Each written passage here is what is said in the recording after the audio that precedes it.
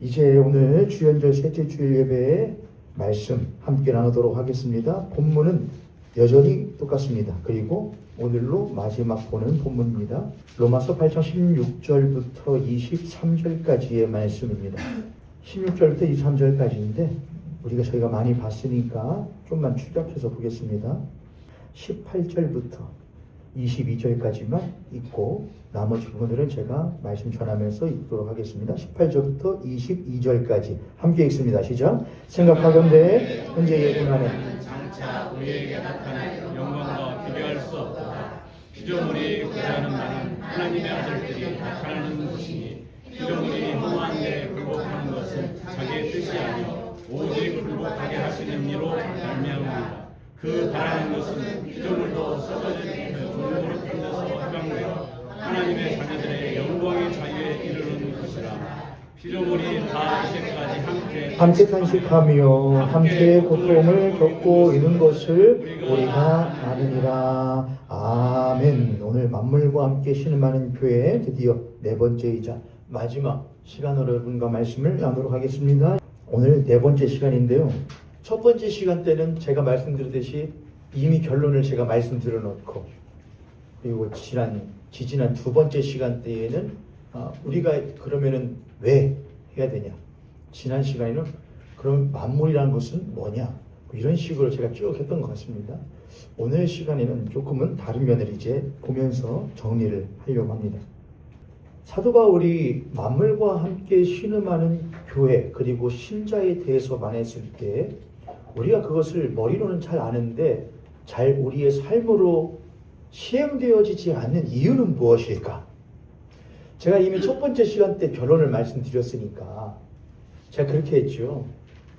두 가지를 말씀드렸던 것 같은데 우리가 너무나 잘 알고 있는 마땅히 행해야 될 것 같은 공중 질서, 공중 도덕 같은 이야기를 했거든요. 여러분 무엇 하지 마세요. 웬만하면 신호 잘 지키세요. 쓰레기 함부로 버리지 마세요. 이런 말들 했는데 사실은 그것은 초등학교 학생들에게 해도 무방할 것이고 사실은 조금 더 가면은 더 세분화됩니다. 사실은 저희들이 환경을 보존한다거나 환경을 가꾸는 일, 하나님께서 우리에게 허락하신 세계를, 피조 세계를 경작하고 지키는 일은 우리의 생각보다 사실은 굉장히 세분화되어 있습니다. 그리고 사실은 현대 사회를, 특히 자본주의 사회를 살고 있는 현대인들에게 있어서 자본주의는 사실상 피조 세계를 무엇의 대상으로 바라보거든요. 자본주의 사회는 사실상 피조 세계를 인간의 만족과 행복을 이루기 위한, 성취하기 위한, 달성하기 위한 하나의 도구로서 바라봅니다. 그게 자본주의거든요. 반대로 한다면 자연주의겠죠. 그렇죠? 자본주의는 인간을 위한, 인간을 만족하게 하기 위한 자본을 모두 다 어디서 끌어오느냐? 이 피조세계로부터 끌어옵니다. 그래서 피조세계는 인간을 위한 도구화로 전락되어지는 것이 현대의 자본주의 사회인데, 자본주의 사회를 살고 있는 현대인들에게 있어서 우리가 너무나 잘 알고 있는 공중질서, 공중도덕, 환경보존과 같은 일은 사실상 거의 불가능에 가깝습니다. 거의 불가능에 가깝죠. 요즘에 여러분 뭔 운동을 많이 하면은 친환경 물건들 쓰는 거. 친환경 물건이요. 그래서 일회용 많이 사용하지 맙시다. 그리고 비누나 수세미나 이런 것들도 웬만하면은 자연 것들 가져다가 씁시다. 그래서 그런 것들만 파는 샵들이 많이 있죠. 친환경 제품들. 빨대 쓰지 맙시다. 뭘로 씁시다. 스텐이나 또는 실리콘으로 만들어진 걸로 씁시다. 물론 또 이렇게도 할 수 있습니다. 전기 자동차를 씁시다. 수소자동차 씁시다. 그러면은 또 이런 분들도 있죠. 아니 전기 자동차 만들려면은 전기 자동차는 뭘로 가는데? 배터리로 하는데 그 배터리는 또 어떻게 처리를 할 것인데? 여러 가지 문제들이 있습니다. 사실 우리가 생각하는 건 그렇게 간단한 문제는 아닙니다. 그러나 기조는 있습니다. 기조는 중요하죠.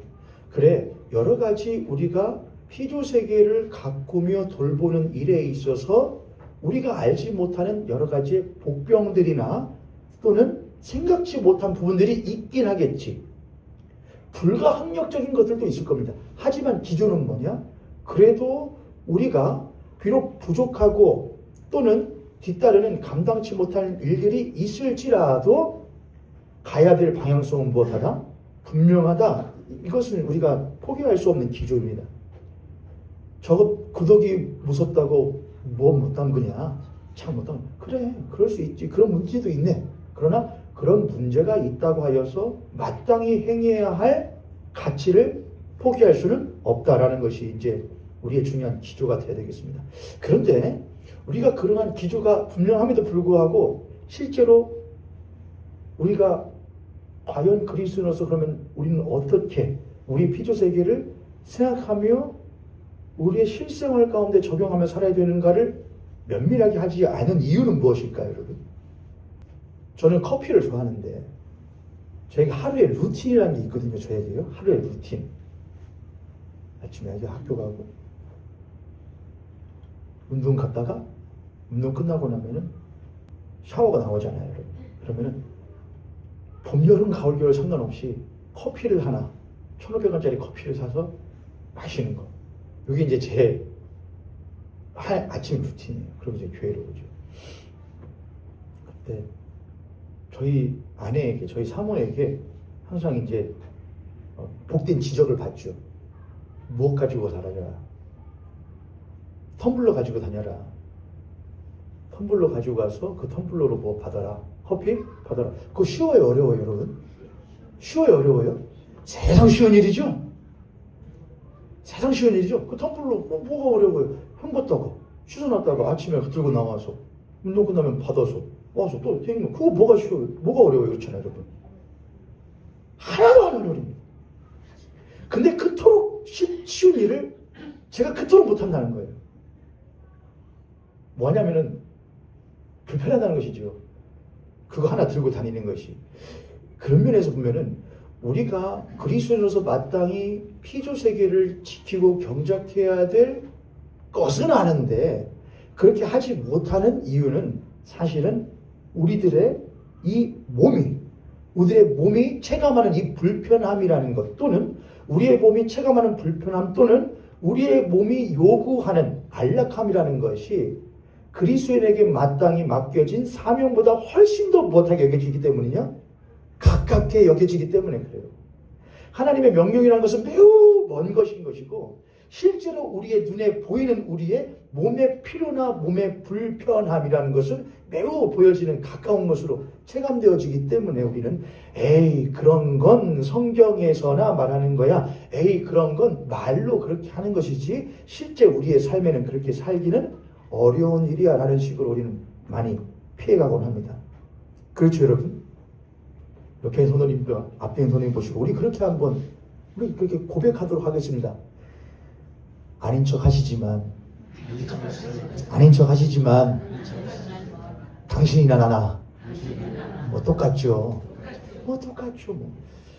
아니 그럼 목사님 그러면은 그리스도인들은 자동차도 못 타고 다니니까 화석연료 쓰지 말아야 되니까 집에 보일러도 못 대겠네요. 추워 죽겠네요. 그럼 우리도 또 뗄감 떼야 됩니까? 그럼 나무도 베지 말아야겠네요. 그렇게 극단적으로까지 가자는 건 뭐 하자는 거죠? 싸우자는 겁니다. 그렇게 하자는 게 아닙니다. 우리가 해야 할 상황 안에서 할 수 있는 최선을 다하고자 하는 것이지요. 어떻게 못하고 그리고 못 쓰고 살아갈 수는 없거든요. 그러면 이 시대를 살아갈 수가 없겠죠. 우리는 시대의 아들들이기 때문에 시대의 자식들이란 말을 철학자들이 많이 쓰는데 시대 속에서 살아가기 때문에 불가피하게 시대의 이기들을 사용하긴 하지만 어떻게 하면 그 이기 속에 매몰되어서 당연하듯이 살지 않고 그 이기 가운데에서 어떻게 하면 그리스도 최선을 다하여 최소한의 이기를 살아가면서 살아갈 수 있을까를 생각하는 고민. 그 그리스도인의 거룩한 고민이 없으면 그리스도인이 아니다는 겁니다. 그리스도인은 굉장히 고민하고 사색하는 것이 그리스도인의 매우 큰 모습이라고 할 수가 있는 것이죠. 여하간 만물과 함께 신음하여야 되는 것이 교회와 그리스도인의 모습이고 본분이고 사명이라는 것을 알지만 우리 몸의 필요와 또는 불편함을 핑계 삼아 도외시하며 살아가는 그리스도인들의 모습은 왜 그러는 것일까? 또 그걸 어떻게 해결할 수 있을 것인가? 사실은 사도 바울은 로마서에서 그 대답을 이미 알려줬는데요. 18절. 로마서 8장 18절입니다.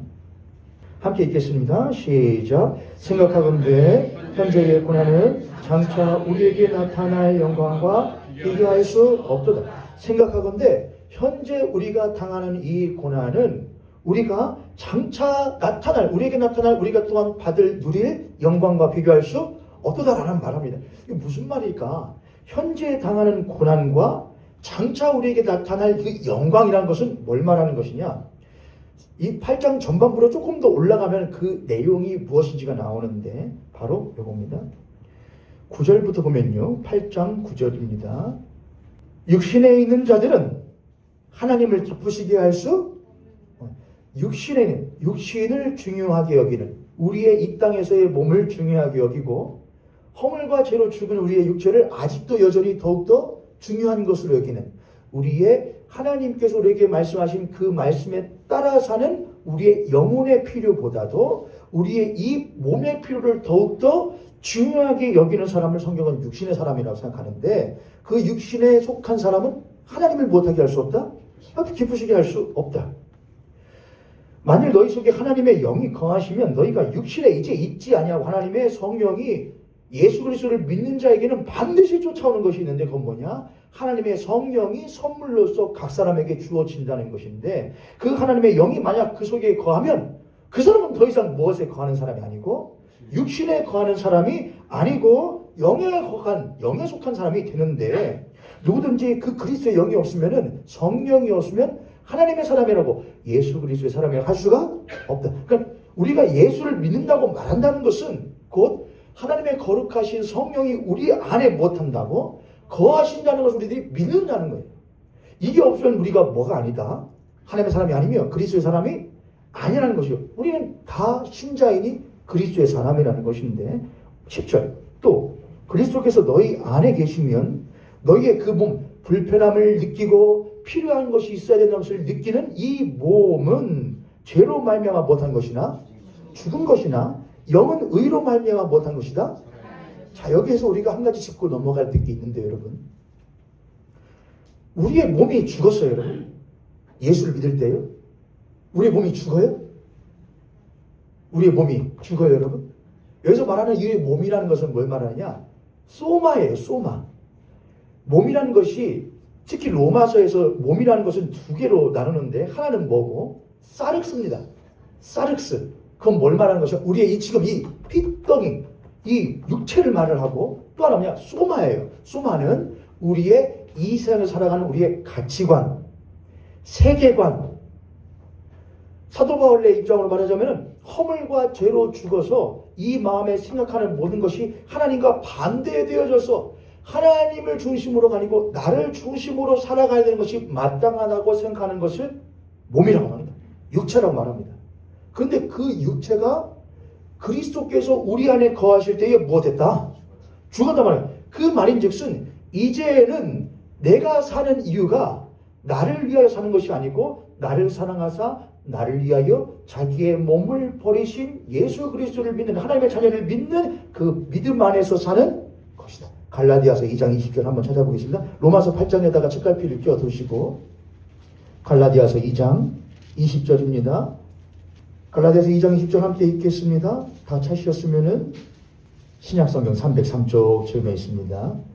이렇게 쓰여 있습니다. 시작. 내가 그리스도와 함께 십자가에 못 박혔나니 그런즉 이제는 내가 사는 것이 아니요 오직 내 안에 그리스도께서 사시는 것이다. 이제 내가 육체 가운데 사는 이유는 나를 사랑하사 나를 위하여 자기 자신을 버리신 하나님의 아들을 믿는 믿음 안에서 이제는 내가 사는 것이 아니다. 내 안에 비록 내가 이 몸을 사륵스를 가지고 있지만 이 내 안에 내가 사는 것이 아니고 그리스도께서 무엇 하신다? 사신다. 그러므로 이제 내가 사는 것은 나를 사랑하사 나를 위하여 자기 몸을 버리신 그 내 안에 계시는 예수 그리스도를 믿는 믿음으로 이제 내가 못한다. 이제는 그런 믿음 필요 없잖아요. 오직 믿음이란 뭐냐? 나는 나야. 내 몸도 내 거고 내 몸, 내 것 모두 내 뜻대로 사용하는 것에 전혀 문제가 없다고 생각하는 것이 옛날의 나의 사고방식이었는데, 내가 거룩하신 하나님이 계시다는 것을 알고 보니까 그 거룩하신 하나님이 나를 불쌍히 여기사 자신의 독생하신 아들을 선물로 우리에게 허락하여 주셨다는 것을 내가 깨닫고 보니까, 아, 내가 나의 주인이라고 생각했던 것은 참으로 오판이었구나. 내 인생 최대의 오판이구나. 그런 것이 아니구나. 하나님이 계시구나. 나는 나의 삶의 주인이고 내 예수 그리스도께서 내 안에 계시며 그가 나의 삶에 무엇이 되어주시는구나. 주인이 되어주시는. 그럼 나는 그 주인의 음성에 무엇을 해야겠구나. 귀를 기울이고 따라야 하겠구나라는 것이 갈라디아서 2장 20절의 말씀입니다.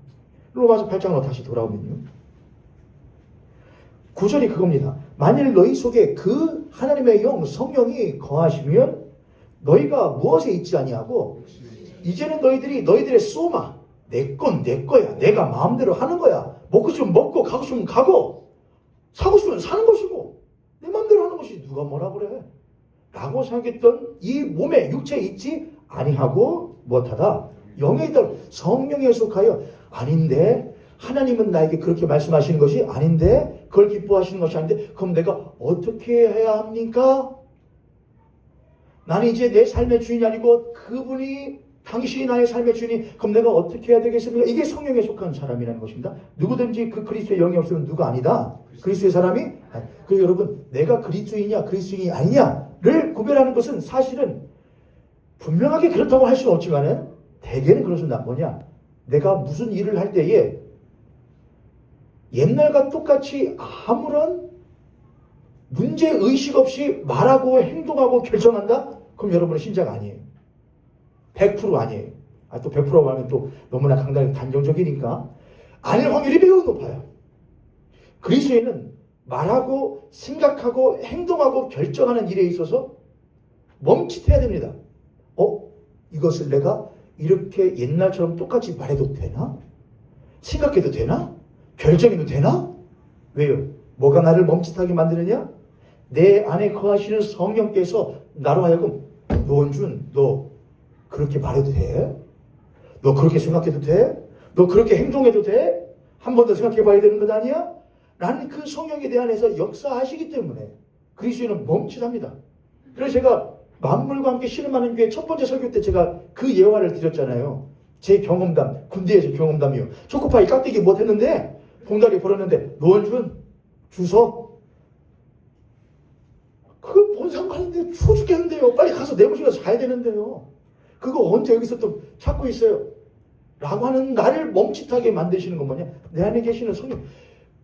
작은 초코파이 봉지 버리는 일에서부터 더 큰 일에 이르기까지 하나님은 내 안에 거하시면서 내가 이 세상에 똑같은 사람으로 살아가지 않고 하나님의 뜻을 이루며 살아가는 존재로 살게 하시기 위하여 끊임없이 말씀하시며 우리를 멈칫 얼마나 불편해요 여러분. 옛날에 그냥 했는데, 그냥 말했는데, 버렸는데, 써버렸는데 이제는 하려는 거예요. 사도 되나? 해도 되나? 말해도 되나? 매우 불편한 삶으로 우리를 부릅니다. 그러나 우리는 그거를 이런 말로 말하죠. 거룩한 부담감 또는 거룩한 불편함이라고 많이 말을 합니다. 로마서 8장 10절입니다. 또 그리스도께서 너희 안에 계시면 몸은, 그 너희 몸은 이 육체를 말하는 것이 아닙니다. 우리의 뜻대로 살아가고자 하는 우리가 우리의 삶의 주인이라고 생각하는 그 몸은 못하는 것이나 죽은 것이나 영은 의로 말미암아 못한 것이다. 우리의 심령이, 우리의 몸이, 우리의 겉몸이 있고 우리 안에 날아가는 자아가 있고 그 자아 안에 깨어지고 황폐해지고 부수어진 우리의 영혼이라는 것이 있는데, 하나님의 성령이 다시 한번 임하실 때에 그 우리의 영혼이 무엇하게 돼요? 거듭나 새로 소생하게 돼요. 이제는 가두어졌던 우리들의 이 생각, 가치관을 깨어내고 하나님이 우리 안에 영혼에 하나님의 말씀이 들어오게 되었을 때 이것이 힘을 얻어 둘러싸고 있었던 나를 종살이하게 만들었던 이 세상의 가치관과 생각을 못하고 깨뜨려버리고, 아니요, 하나님이 그렇게 하지 말라 그랬어, 하나님이 그렇게 살지 말라고 하셨어 라고 말할 수 있는 존재로 변하게 되는 것. 우리가 뭐라고 말하냐? 그리스도인의 성화라고 말합니다. 거룩한 삶이라고 말합니다. 변화된 삶이라고 말하는 것이죠. 그걸 보고 영은 의로 말미암아 못한 것이다, 살아있는 것이다. 그러니까 예수 그리스도를 믿고 나 영혼 구원받았습니다. 나 이제 하나님의 사람입니다. 라고 말하는 것만으로는 우리가 그리스도인의 삶을 산다고 말할 수가 있다 없다? 없다는 겁니다. 나 구원받았어 라고 말했으면은 그 그리스도께서 우리 안에 사시기에 우리의 삶의 이 몸, 우리의 이 몸이 뭘 해야 되냐? 증명을 해야 된다는 겁니다. 멈칫하고 2번 하던 건 1번 하고 10번 하던 건 5번 하고 스스럼 없이 하던 것이 스스럼 있게 되어지는 그것이 우리가 구원받은 삶의 증표라는 것이죠. 조금 더 갑니다. 11절 함께 읽습니다. 11절 시작. 예수를 죽은 자 가운데서 살리신 이의 영이 너희 안에 거하시며 그리스도 예수를 죽은 자 가운데서 살리신 이가 너희 안에 거하시는 그의 영으로 말미암아 너희 죽을 몸도 살리시리라. 이건 아주 중요한 말이에요. 이건 매우 중요해요. 우리가 로마서를 볼 때마다 로마서의 핵심 주제를 이신칭의 믿음으로 말미암아 구원받는다, 의롭게 된다는 이신칭의를 핵심으로 하는데 사실 그거보다 더 중요한 게 뭐냐? 이신칭가 있으면 결말이 있어요. 그게 뭐냐? 부활이에요. 로마서 8장 21절의 말씀은 부활에 대한 이야기를 해요. 사도 바울도 알아요, 여러분. 사도 바울도 육체를 가지고 있는 사람이기 때문에 그 하나님의 거룩하신 뜻대로 나를 부인하며 살아간다는 것이 결코 쉽지 않다는 것을 알아요. 우리 신자들은 그걸 매일 경험을 해요. 만물과 함께 씨름해야지, 탄식해야지. 그런데 탄식하기에는 내 탄식이 더 크고, 그런데 탄식하기에는 내가 너무나 불편하고 힘드니 그냥 옛날 다른 사람들 살아가듯이 그냥 살아갔으면 좋겠다고 하는 것이 우리의 늘 바람이에요. 신앙에 늘 걸림돌이 돼요. 그럴 때 사도 바울이 경험자로서 말해주는 겁니다. 예수를 죽은 자 가운데서 살리신 이의 영이 너희 안에 계시면 그리스도 예수를 죽은 자 가운데서 살리신 그 거룩하신 하나님이 너희의 무엇도 살리시리라. 너희의 죽을 너희 안에 거하시는 그 영으로 말면 너희의 죽을 몸도 무엇하시리라. 이것은 기독교의 부활 신앙입니다. 기독교에 2가지 큰 신앙의 기둥이 있는데 첫 번째는 무슨 신앙이고 십자가 신앙이고 2번째는 부활 빈 무덤 신앙이에요. 첫 번째는 십자가고 2번째는 빈 무덤이에요. 예수 그리스도와 함께 십자가에 내가 죽는 것이고 예수 그리스도와 함께 내가 무엇하는 것이냐? 다시 사는 것. 십자가와 부활이 기독교의 신앙의 2가지 기둥이에요. 그리스도인들은 왜 이 현재 일 가운데에 고난을 받음에도 불구하고 생활에 불편함을 겪음에도 불구하고 편리하게 그냥 이 길을 사용했으면 좋겠는데 그렇게 하면 되지 않는다. 조금 불편하다. 그렇게 살아야 한다. 만물이 그렇게 탄식하고 있으니 우리도 함께 탄식해야 된다는 불편함을 왜 감수하며 살아가느냐. 그 이유는 무엇이냐? 우리가 이 땅에서 삶이 끝이 아니고 영원하신 그 거룩하신 하나님 앞에 다시 서서 우리의 이 땅에서의 잠깐의 삶을 계수할 날이 반드시 온다고 믿기 때문이에요. 여러분 만약 끝이 없다면, 만약 심판이 없다면, 계수할 일이 없다면 두려울 일이 있어요 없어요 여러분? 초코파이 버리고 꼭대기 버리고 주소 말할 사람이 없는 거 얼마나 편해요. 그냥 마음껏 버리고 그냥 쓰고 싶은 대로 살고 누가 뭐라고 하면은 너 그렇게 하면은 저기 벌금 내? 그럼 무서우니까 안 하고 벌금 낼 만한 돈이 충분하면은 음주운전 몇 번 하고 해도 뭘로 하면 되니까 돈으로 해결하면 되니까 그런 삶을 사는 것이 뭐 대부분의 삶 아닙니까 여러분? 누가 뭐라 그래요? 어차피 뭐 하면 땡인데 죽으면 땡인데. 그러나 그리스도인의 신앙은 그렇잖아요. 하나님이 우리를 왜 살리셨느냐? 하나님이 우리에게 왜 구원을 주셨느냐? 우리로 하여금 그 영원하신 하나님의 안식 가운데에 우리가 있게 하시기 위하여 우리를 구원하셨다 이거예요. 그러므로 우리들에게는 죽음이라는 것이 당연한 것이 아니라 죽음이라는 것은 영원한 하나님께로 나아가는 하나의 무엇이다. 관문이라고 생각하는 것이 그리스도인들의 신앙이에요.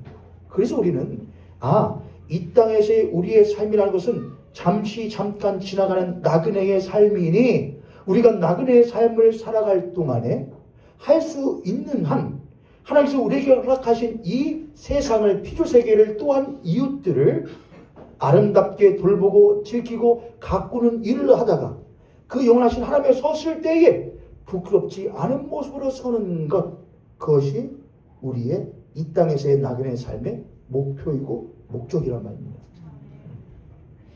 그래서 사도 바울은 예수 그리스도를 죽은 자 가운데 살리신 그 하나님께서 너희의 죽을 몸도 살리실 터이니 현재 너희들이 이 땅에서 당하는 그 고난과 불편함을 무엇하지 말아라.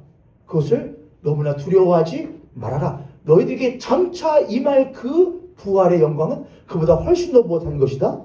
큰 것이다 라고 말합니다. 그러면서 이렇게 말했던 것이지요. 18절 함께 읽습니다. 18절 시작. 생각하건대 현재의 고난은 장차 우리에게 나타날 영광과 비교할 수 없도다. 만일 내가 초코파이 봉지를 버렸던 그 봉지를 버림으로 말미암아 내가 그 영원한 하나님 앞에서 부활한 모습으로 설 수 있다고 한다면 그 봉지 죽는 것이 지혜롭습니까? 죽지 않는 것이 지혜롭습니까? 하나님 죽지요 하나님. 내가 그 영원한 하나님 앞에 선다면 죽지요. 그러나 죽지 않는 이유는 무엇이냐? 내 눈에 보이지 않기 때문입니다. 내가 지금 내가 버렸던 그 초코파이 비닐봉지를 죽는 모습은 내 눈에 못하지만 보이지만 영원하신 하나님 앞에 쓸 내 부활의 모습은 보이지 않기 때문에 우리는 보이는 것보다 보이지 않는 것이 훨씬 더 작게 여겨지기 때문에 우리는 가차없이 부활의 영광보다도 지금 이 땅에서 내가 누릴 편안함의 영광을 훨씬 더 크게 여깁니다. 그걸 보고 뭐라냐? 비신앙이라고 합니다. 불신앙이라고 합니다. 나 예수님 부인한 적 없는데요? 나 교회 안 나간 적 없는데요? 나 불신앙 아니에요? 아니요. 그거 불신앙입니다. 그게 불신앙입니다. 히브리서로 가죠 여러분. 히브리서 11장이요. 목사님 오늘 말씀이 좀 심하십니다. 그게 불신앙이라니요. 그렇게 쓰여 있다니까요. 히브리서 11장 1절입니다. 히브리서 11장 1절부터 3절 함께 읽습니다. 시작. 믿음은 바라는 것들의 실상이요 보이지 않는 것들의 증거니 선진들이 이로써 증거를 얻었느니라. 믿음으로 모든 세계가 하나님의 말씀으로 지어진 줄을 우리가 아나니 보이는 것은 너희들 눈에 보이는 이것은 그것 스스로 자연 스스로 그러할 연 스스로 존재하게 된 것이 아니고 보이지 아니하시는 하나님으로 말미암아 보이는 것이 있게 되었으니 너희들은 보이는 것에 매여 종살이 하지 말고 보이지 않는 그 영원하신 하나님께 매여 종살이 그 분의 종으로서 살아가는 삶을 청지의 삶을 살아가라고 사도 바울은 말하죠. 그러면서 이렇게 말합니다. 6절 함께 읽으시나 6절 시작. 믿음이 없이는 하나님을 기쁘시게 하지 못하나니 하나님께 나아가는 자는 반드시 그가 가진 것과 또한 그가 자기를 찾는 자들에게 상 주시는 이심을 믿어야 할지니라. 아멘. 참 예수 믿는 사람들 불편하게 살아. 참 바보같이 살아. 그냥 즐기면서 누리면서 그냥 하고 싶은 대로 살면 되지. 뭘 그렇게 안 하려고 그러고 조심하려고 그러고 왜 그렇게 힘들게 살지? 누가 우리들에게 물어본다면 우리는 그 앞에서 자신 있게 말할 수 있습니다. 현재의 우리가 그러한 불편함과 고난과 어려움을 감수하는 이유는 장차 우리에게 임할 그 영광, 부활의 영광이 얼마나 큰지 내가 알기 때문에 봤어? 성경에 쓰여있기를 믿음이 없이는 그 믿음이라는 무엇이냐? 보이는 것을 믿는 것이 아니라 보이지 않는 그 영원하신 하나님이 모든 것을 이루신 것과 보이지 않는 하나님 앞에 내가 반드시 서게 될 것을 믿는 그 믿음이 없이는 하나님을 못하게 못하나니 부시게 하지 못하나니 하나님은 자기를 찾는 자에게 무엇하시는 분이심을 그 부활의 영광스러운 상을 주시는 이심을 우리가 무엇해야 할지니라? 믿어야 할지니라 라고 기록되어 있습니다. 그러므로 나는 믿습니다. 나는 처음부터 보이는 하나님을 믿은 것이 아니고 보이지 않는 그 하나님이 보이는 하나님으로서 예수 그리스도께서 이 땅 가운데 오시어 나를 위하여 십자가에 죽으신 것을 나는 못하였고 믿었고 이제 지금 내가 살아가는 것은 내가 보이는 예수 그리스도를 쫓고 따라가는 것이 아니고 보이지 아니하신 그 예수 그리스도께서 지금은 이제 내 안에 사시며 늘상 나에게 예수 그리스도를 쫓는 그리스도의 삶으로서 하나님의 백성으로서 거룩하게 살 것을 늘 나에게 거룩하게 무엇하시기에 강권하시기에 그 사랑의 강권하심에 힘입어 쓰고 싶은 건 덜 쓰고 하고 싶은 건 안 하고 버리고 싶은 건 안 버리고 마음대로 하고 싶은 건 마음대로 하지 않는 불편함을 기쁘게 감수하며 하루하루 살아가는 삶의 끝에 나는 반드시 보이지 않는 하나님을 보게 될 것을 나는 못합니다. 믿습니다. 그런 부활의 신앙이 없다면 만물과 함께 탄식하는 신앙도 삶도 절대로 살아갈 수가 없습니다. 고린도후서 5장을 보실게요. 고린도후서 5장 1절이에요.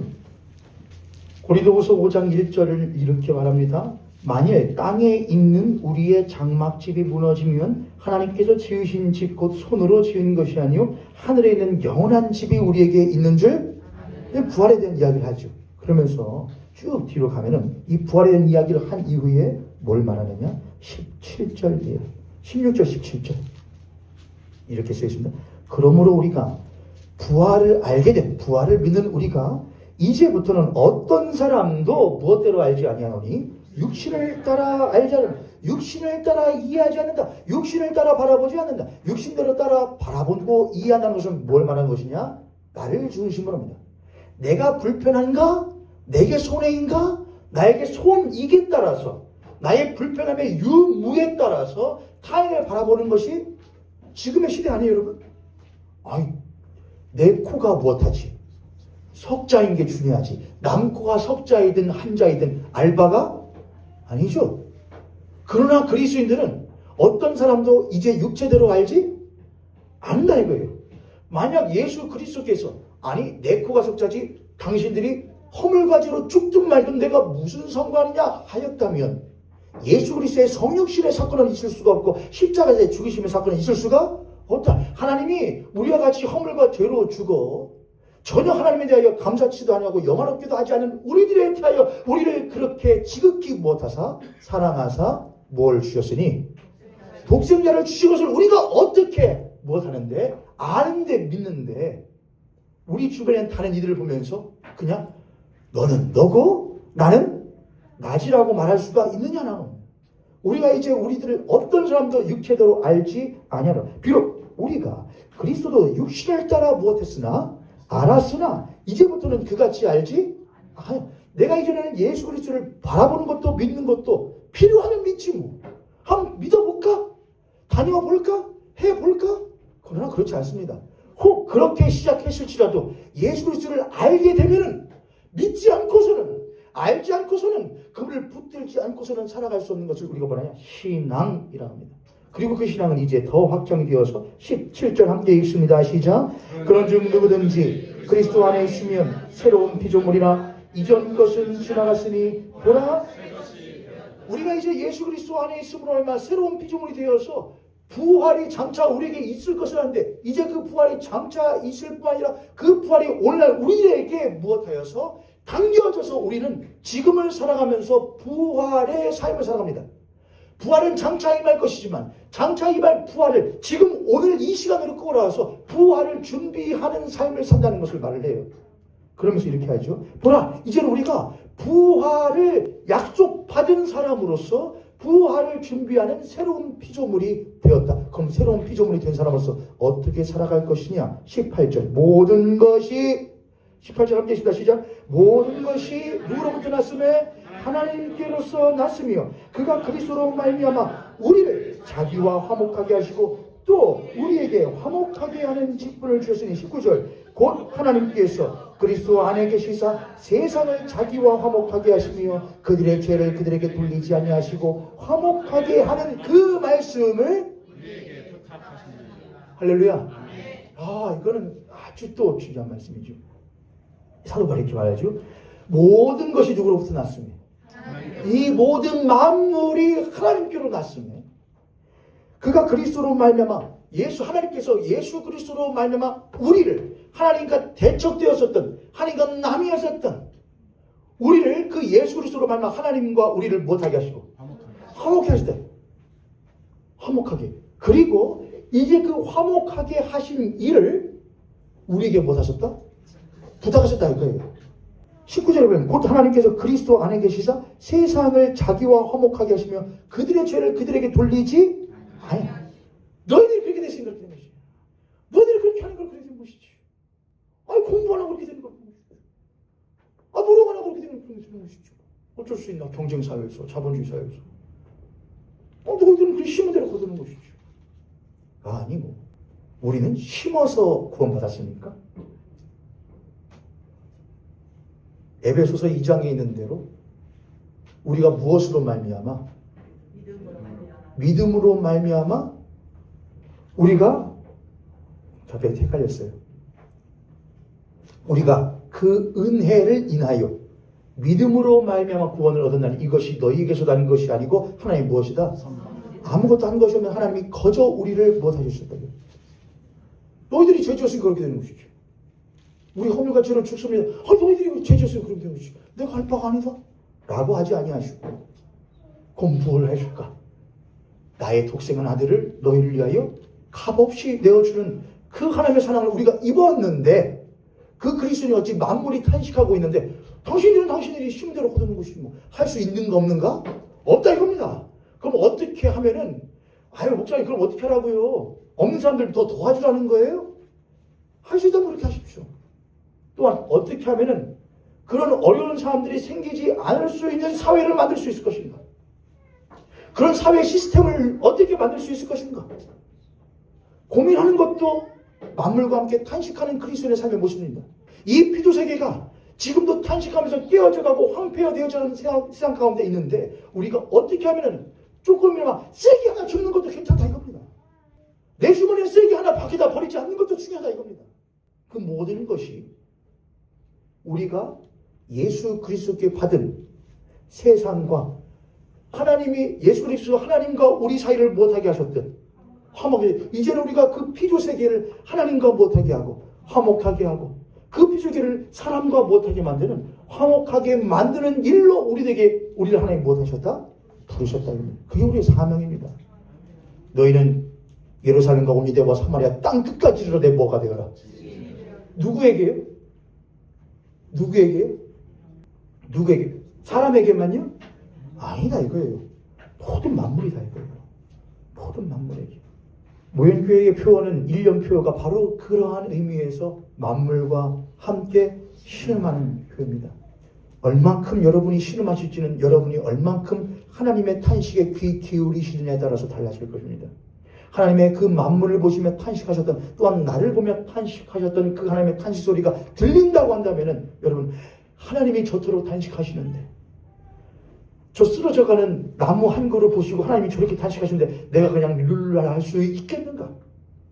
하나님이 저 아픈 사람 한 사람을 탄식하시는데 내가 그냥 내일 아니라고 넘어갈 수가 있겠는가? 그게 들린다면 여러분의 그 탄식도 점점 커지실 것이고 그 탄식은 탄식으로 끝나지 않고 그럼 하나님 내가 어떻게 해야 하겠습니까? 라고 구하는 얘기 하나님은 어떻게 해야 할지 알려주실 것이고 그 알려주신 바대로 여러분이 이 한 해를 무엇하신다면 살아가신다면 여러분은 장차 우리에게 있을 비교할 수 없고 말할 수 없는 그 영광스러운 부활의 순간을 준비하는 올 한 해를 살아가시는 부모님들 또한 모현교회 공동체 될 수 있을 줄 믿습니다. 옆에 손님 앞에 손님 보시고 그렇게 하고 우리 축복하도록 하겠습니다. 한 해 동안 쉽진 않겠지만 그래도 이것이 옳은 길이니 이것이 하나님 기뻐하시는 길이니 끝까지 포기하지 맙시다.